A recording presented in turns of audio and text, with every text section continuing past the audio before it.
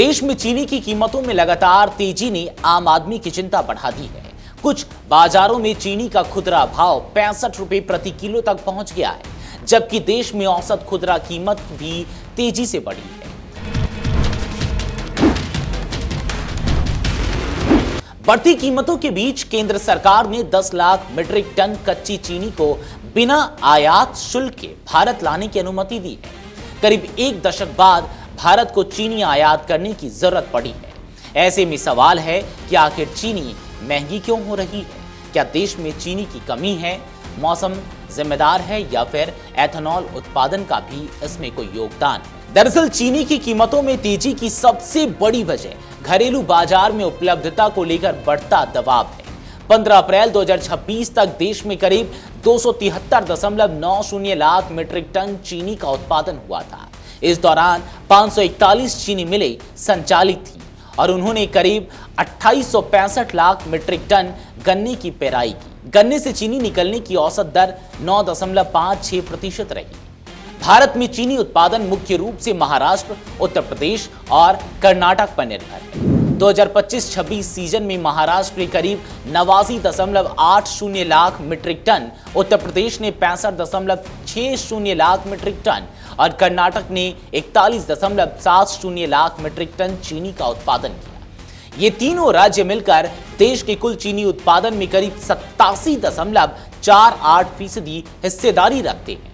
इसलिए इन राज्यों में बारिश, गन्ने की पैदावार और मिलों का प्रदर्शन पूरे देश के चीनी बाजार पर असर डालता है।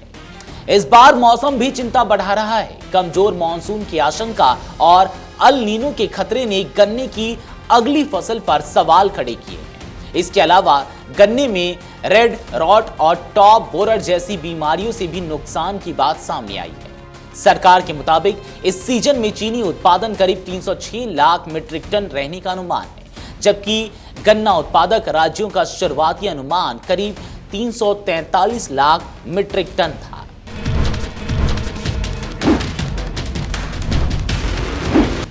अब बात एथेनॉल की करते हैं।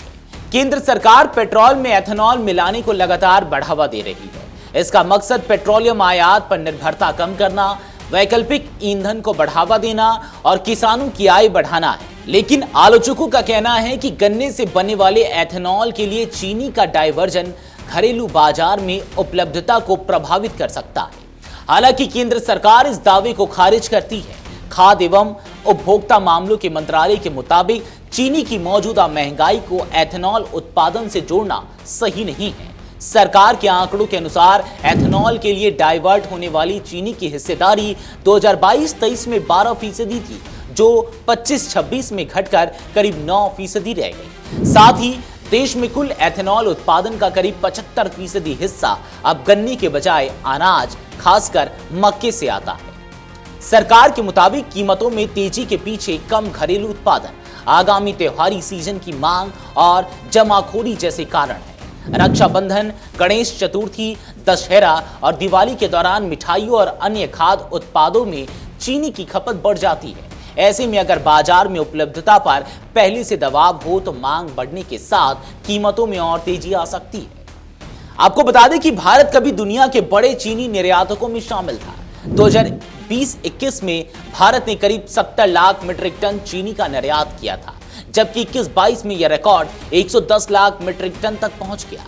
लेकिन इसके बाद घरेलू उपलब्धता और कीमतों को देखते हुए सरकार ने निर्यात पर नियंत्रण बढ़ा दिया।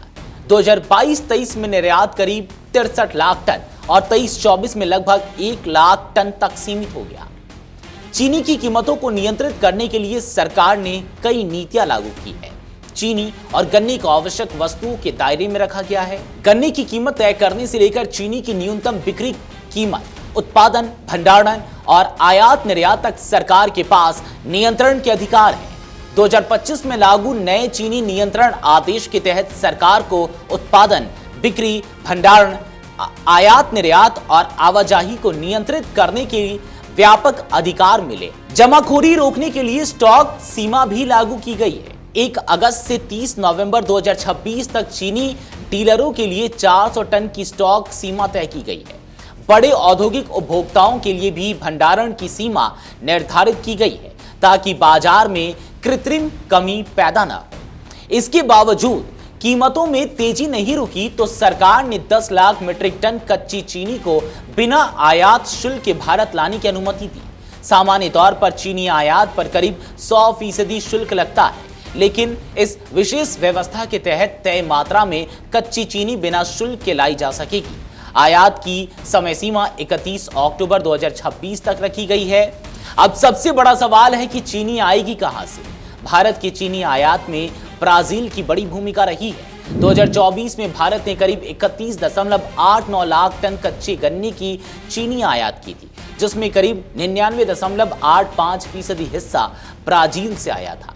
इस बार भी ब्राजील प्रमुख स्रोत हो सकता है। हालांकि वहां से भारत तक चीनी पहुंचने में करीब 2 महीने लग सकते हैं, इसलिए आयात का असर बाजार में तुरंत दिखाई देने के बजाय अक्टूबर के आसपास ज्यादा स्पष्ट हो सकता है। अब बात करते हैं कि आम आदमी की जेब पर इसका क्या असर पड़ेगा।